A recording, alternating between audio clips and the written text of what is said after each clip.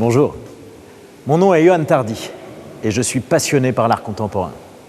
J'adore arpenter les musées, les expositions, découvrir de nouveaux artistes. C'est incroyable comme une œuvre peut parfois vous émouvoir, vous transformer même. Aujourd'hui, je voudrais vous présenter une de ces pièces que j'admire tout particulièrement. Et cette œuvre, la voilà. Bluffant, non hein? Observez le côté brut et très travaillé de ces lignes. L'équilibre étonnant des volumes, la matière lumineuse comme une émeraude. Bref, l'art plastique dans son expression la plus évidente. Mais vous vous demandez certainement qui est l'artiste. César, Liquide Saint-Phal, Picasso? Vous n'y êtes pas. Ils s'appellent Bernard, Nathalie, Damien et sont plus de 180. Ils travaillent tous pour la société Échalier dans le Puy-de-Dôme, un établissement devenu depuis 40 ans maître dans l'art du tri de nos déchets industriels et ménagers. Et des comme ça, ils en fabriquent plus de 50 par jour. Alors pour en savoir plus sur ces artistes pas comme les autres, petite visite dans leur atelier de Clermont-Ferrand où sont traités tout au long de l'année les déchets ménagers de plus de 600 000 personnes. Vous me suivez ?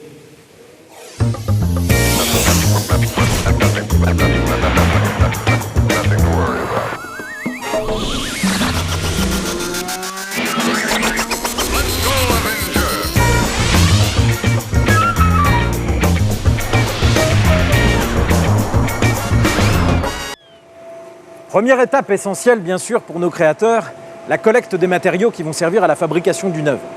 Ici arrivent plus de 250 tonnes de déchets ménagers par jour. Ces déchets ont deux origines. D'une part, la collecte en porte-à-porte, faite à partir des bacs jaunes ou des sacs jaunes que l'on a chez soi. D'autre part, ce qu'on appelle les apports volontaires. Vous savez, c'est la collecte faite à partir de ces grands bacs situés dans les lieux publics. Je peux vous dire qu'ici, avec tout ce flux de déchets, tous les jours, c'est un véritable balai de camion. Et ça, je peux vous dire que c'est déjà du spectacle.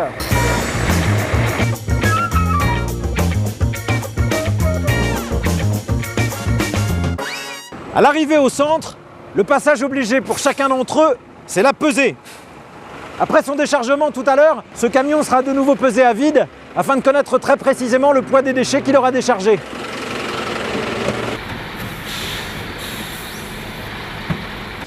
Bonjour, moi c'est Johan. C'est Pascal. C'est bon, c'est pesé? Ça y est, c'est pesé. Alors on fait combien? On fait 16 tonnes du 150. D'accord. Et ce qui représente à peu près combien de déchets si on enlève le poids du camion? Sans le poids du camion, on se retrouve avec aux alentours de 4 tonnes 200 de déchets. 4 tonnes 200. Et des camions comme ça, il y en a toute la journée.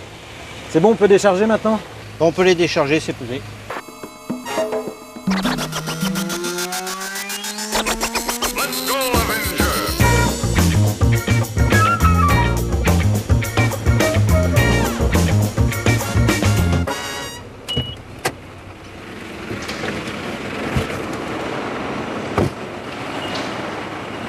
Tous les déchets sont déposés ici, dans ce grand hangar de plus de 2000 m². Ici, les apports volontaires, déjà triés par grande famille, évidemment. Papier, carton, emballage. Et là, la collecte en porte-à-porte qui arrive en vrac.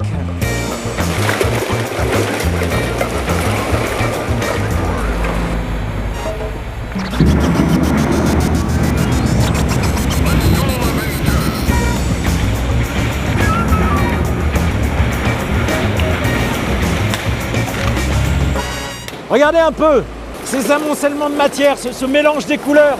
On aimerait y plonger tout entier. Ouh! Bon, ça reste des déchets quand même. Bien, à partir de là, commence le véritable processus de tri.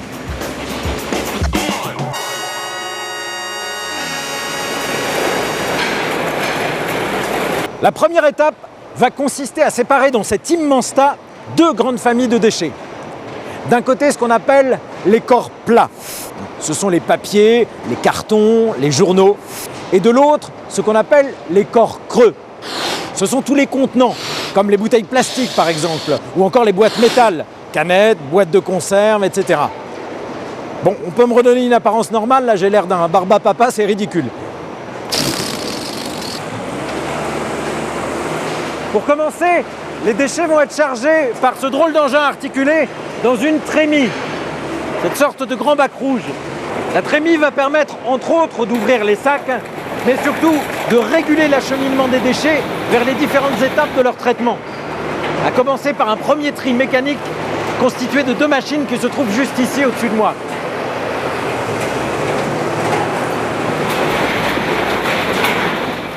La première de ces machines, c'est le Trommel, où je me situe maintenant. Trommel, ça veut dire tambour en allemand. Et comme vous le remarquez, ça ressemble vraiment au tambour d'une machine à laver.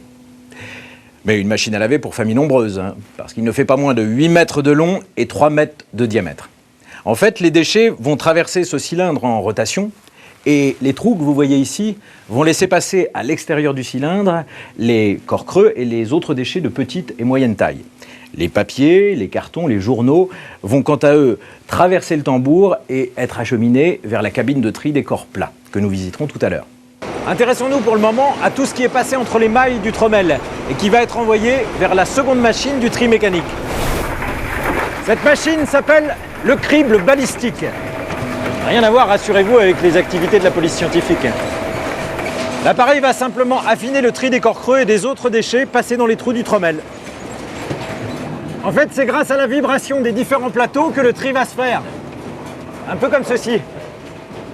Vibration, ondulation. Vibration, ondulation. C'est presque de la danse, hein. Vibration, ondulation. Bon, ça marche beaucoup mieux à l'intérieur du crible balistique. Regardons plutôt. Grâce au mouvement des plateaux, les corps creux descendent et les petits papiers et les autres petits déchets remontent. C'est génial.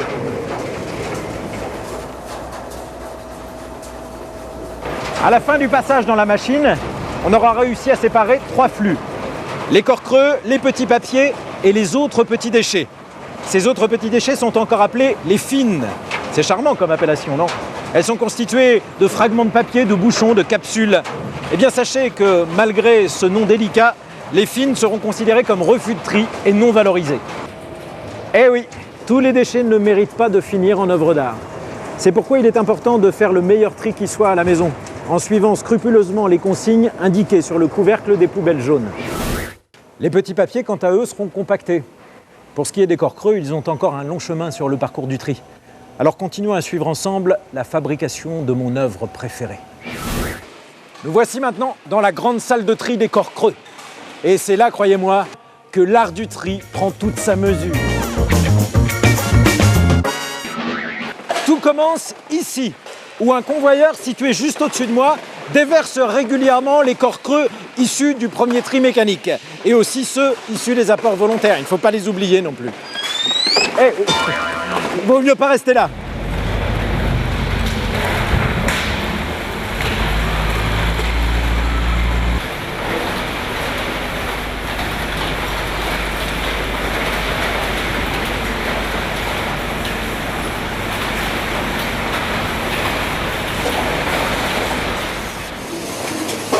Première séparation.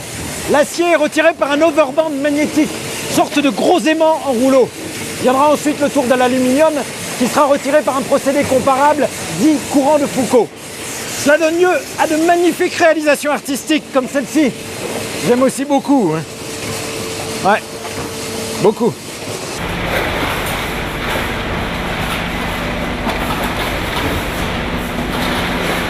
Une fois les corps creux séparés de leurs éléments métalliques et aluminium, nous arrivons à l'étape du tri dit optique, qui se déroule dans 3 machines comme celle-ci.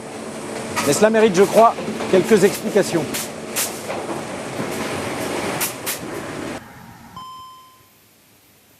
La machine de tri optique est dotée d'une petite caméra reliée à un ordinateur. La caméra identifie chaque objet selon sa forme et sa couleur. C'est ce qu'on appelle la reconnaissance visuelle et spectrométrique. Ainsi analysé par l'ordinateur, l'objet va être soumis au bout du tapis à un jet d'air comprimé plus ou moins fort selon ses caractéristiques afin d'être éjecté dans la case appropriée. On peut ainsi trier avec plus de précision différents types d'emballages. Ici une bouteille claire, hop. Là une bouteille foncée, hop. Puis là une bouteille opaque, hop. Ah non, pas moi. Oh.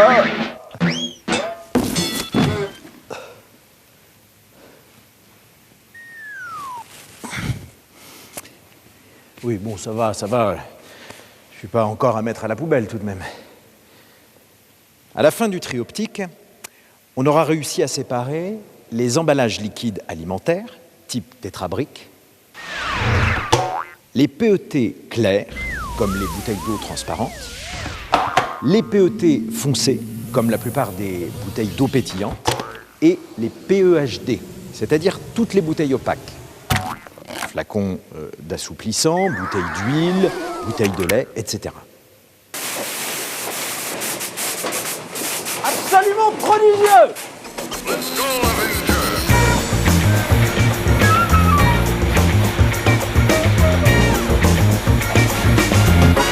Mais bien sûr, en matière d'art, comme dans beaucoup de domaines, les machines ne remplaceront jamais tout à fait la main de l'homme. C'est pourquoi se situe en bout de chaîne une cabine de tri manuel où des artistes opérateurs, opératrices, on peut les appeler comme ça, vont affiner une dernière fois le tri des corps creux. Bonjour. Ici, Nathalie contrôle et retire tout ce qui a pu échapper à la précision des machines. Il y a autour d'elle différents bacs pour tout ce qui doit être écarté du flux. Ici les papiers, ici les refus de tri. Hein? Voilà, ça n'a rien à faire là par exemple. Une opération qui demande beaucoup de vigilance et aussi une grande dextérité.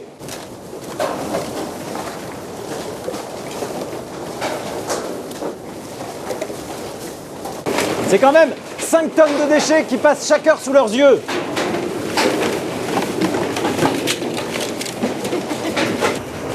Alors, je peux essayer, Nathalie? Qu'est-ce qu'on fait? Ça, c'est non. Refus de tri, d'accord. Ça, c'est les étiquettes. Voilà, ah, ça, les papiers. Ça va beaucoup trop vite pour moi. Pour nos corps creux, le parcours du tri touche maintenant à sa fin. Chaque famille de produits maintenant séparée est stockée dans l'un de ces box. Dès qu'un box est suffisamment rempli, il se vide automatiquement pour être convoyé vers la presse. Comme ceci.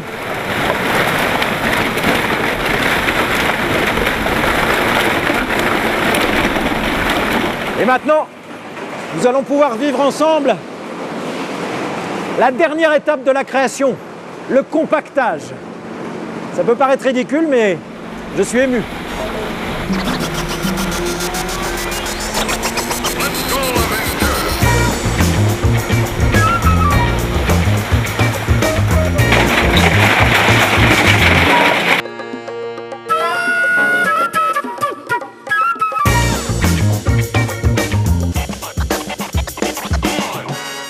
Et en quelques dizaines de secondes, voici la merveille. Elle est magnifique, non? J'ai l'impression que c'est un peu la mienne, que c'est un peu ma sculpture. J'ai envie de lui donner un nom. Agathe. Ça lui va bien, non, Agathe?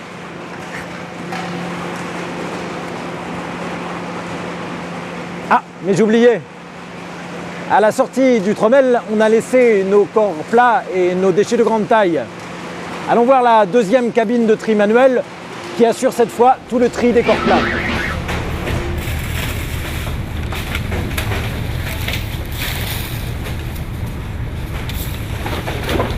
Dans cette cabine travaille une quinzaine d'artistes opérateurs qui se concentrent chacun sur un type de déchet.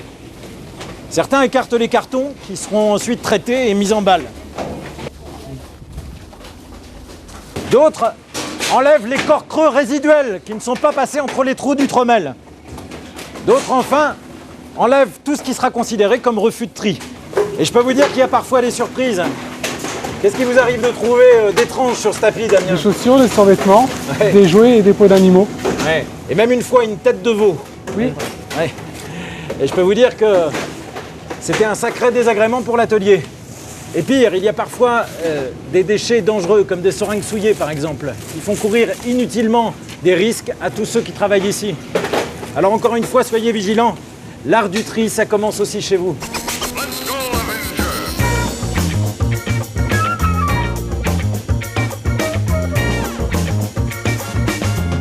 À la fin du parcours, il reste uniquement les journaux et les magazines qui sont stockés ici dans ces grands trémies, avant d'être expédiés dans les filières papetières. Car vous l'aurez compris, ces œuvres ne sont qu'éphémères. Ce qui ne les rend peut-être que plus belles encore. Elles sont maintenant prêtes à approvisionner les différentes filières de recyclage.